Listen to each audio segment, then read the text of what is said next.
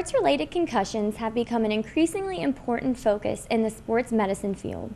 Joining us today is TGMC Community Sports Institute athletic trainer Brittany LeBoeuf to help us learn how we can keep our student athletes safer by learning to recognize, respond to, and minimize the risk of concussions or other serious brain injuries. So welcome to the show, Brittany. Hi. Thank you so much for joining me tonight. Of course. And so before we begin, can you tell the audience a little bit about yourself and your role at TGMC? Yeah, sure. So my name is Brittany LeBoeuf. I'm from Grand Isle, Louisiana. I went to Nichols to get my degree in athletic training. I moved away for a little while, but TGMC called and asked if I wanted to move closer to home. So, of course, I took that. I've been there for about 2 years, and as an athletic trainer, my job is to go out to high schools in the community. So my high schools are, I have H.L. Bourgeois, they're my main school, and then I have Covenant Christian. So I go there every day and just check on them, their athletes, even non-athletes. I'm there for injury, evaluation, treatment, rehab to get them back on the field. You know, I'm just there every day. And so when you moved, were you still an athletic trainer? Yeah, I worked with Sam Houston High School and Washington Marion and Lake Charles. So yeah, I've heard of Sam It was kind of far. Yeah, it's kind of far away, but I liked it over there. Yeah, I just wanted to come closer. It's definitely to home. Nice to be home. Yeah. And so we hear a lot about concussions in the media. So can you tell us what exactly are concussions? So a concussion is basically any type of trauma to the head. So it can happen in many ways, but normally after they'll have some kind of symptoms come up. So the traumas that can happen are you could hit another person, their heads can collide, they can hit a wall, their head could hit the floor, a whiplash type of jolt of the skull that could also cause those kind of symptoms to arise. So the brain's bouncing around in its, skull. So symptoms come up, and it lets you know that something's not right. So that's what we're looking for. Yeah, and so are concussions serious? Yes, they are. I know a lot of people say, they got their bell rung, put them back in, but we definitely don't want that. If there's signs of a concussion, if they're having some type of symptoms after a head trauma, you want to take them out of play immediately.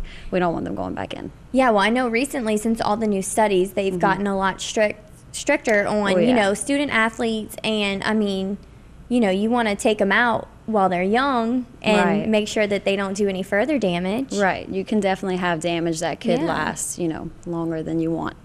And so what are the signs and symptoms of a concussion? So there's a lot, and no two concussions are the same. So some people might have one or two symptoms like a headache or dizziness, and that is a concussion. Technically, you want to pull them from play, you want to monitor them.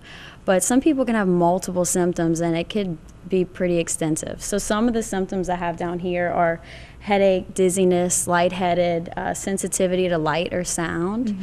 You could have fatigue. Their sleep patterns could be different, so they could sleep too little or too much. Emotional, irritable, and sometimes you could hear them say, I just don't feel right. Like they just don't feel themselves.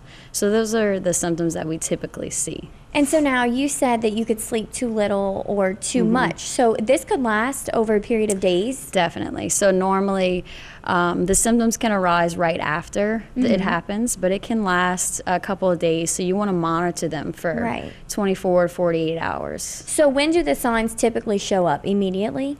I've mostly seen immediately, but I also have had many occurrences that the next day they're like, last night I started feeling this and this and this, or a day after I started feeling all these symptoms. So it can be delayed, and that's why education on the symptoms, what they are, what they look like, and when they can occur. So you want to monitor them over that time frame. And so now how long should you check your child for symptoms? I would say that window of 24 to 48 hours. Okay. Just to make sure, like I said, nothing's coming up later on. Sometimes, they'll go to school and they don't realize they felt fine. They go to school and they have to start reading, and they have to start, they're doing tests, and they're like, why am I having a headache? Why can't I concentrate? Why am I getting emotional? Like they start acting not themselves. Yeah. So they know. And so now what are some of the signs that a concussion could be very dangerous? That's a great question. So sometimes when we say monitor your child over the night and over the next few days, you look for those common symptoms, but there are red flag symptoms. So those are symptoms that if you see them, they need to go to the emergency room immediately. So some of the red flag symptoms could be vomiting, any kind of loss of consciousness, migraine headaches. So their headache gets to where it's like intense pain, Pounding. could be pressure, stuff like that. Seizures, obviously, dilated or unequal pupils, blurred vision, and then normally they'll just start feeling really ill. So they'll just start going down, and you know something's not right. So you want to get them to the emergency room. That's definitely scary. Yes. And so now, what should athletes, coaches do if you suspect that an athlete has a concussion? So if the coach sees it, because sometimes they can see the hit, or even an athletic trainer, me on the sidelines, I could see the hit and you could tell, okay, that was hard. Let me check them out, ask them if they're okay, stuff like that. If a coach sees the hit and they know, okay, that might be a concussion, you want to pull them from play immediately. You don't want to give them the opportunity for their head to get hit again, because then they can seriously hurt themselves.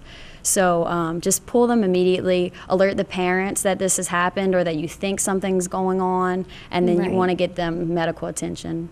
Athletic trainer or their family doctor or ER, urgent care. You can go to many places to get checked out. And so now this is just an opinion, but I know recently you guys started putting athletic trainers at the high schools, correct? At each one.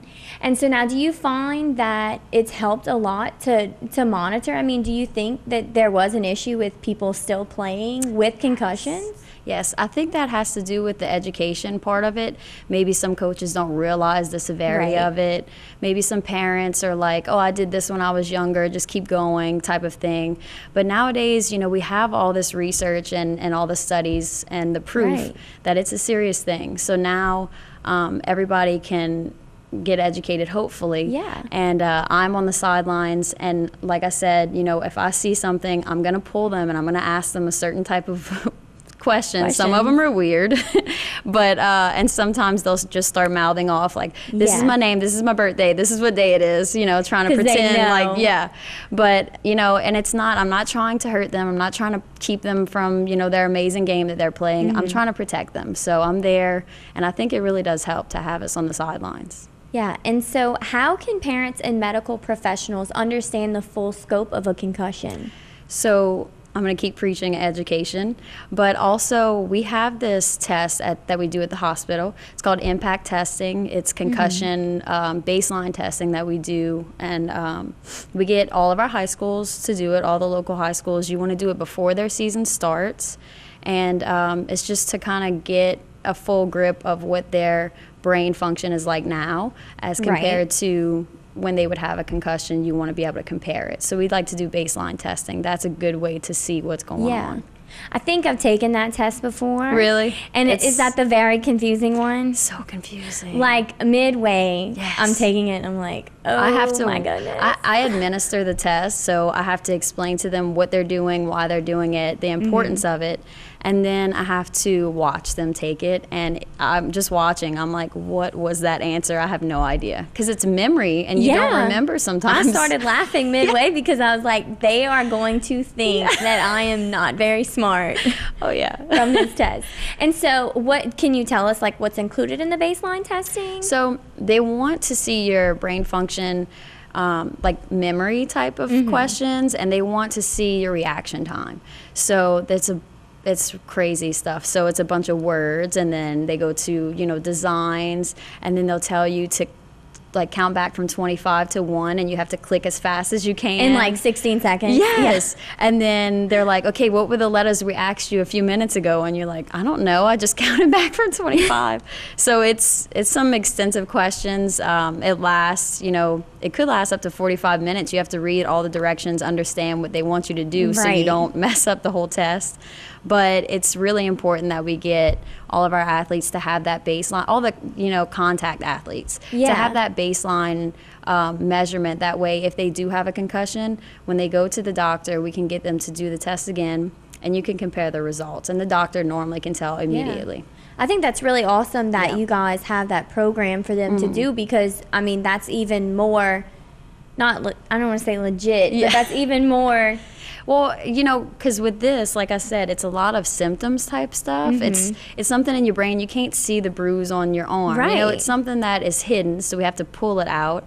And if you have this computerized test, you can compare and you can see, you know, clear difference. Right. You could actually see it. Yeah, and so now I understand that TGMC Community Sports Institute tests all students in Terrebonne Parish that do participate in contact sports to get a baseline concussion test. So tell us more about the importance of this.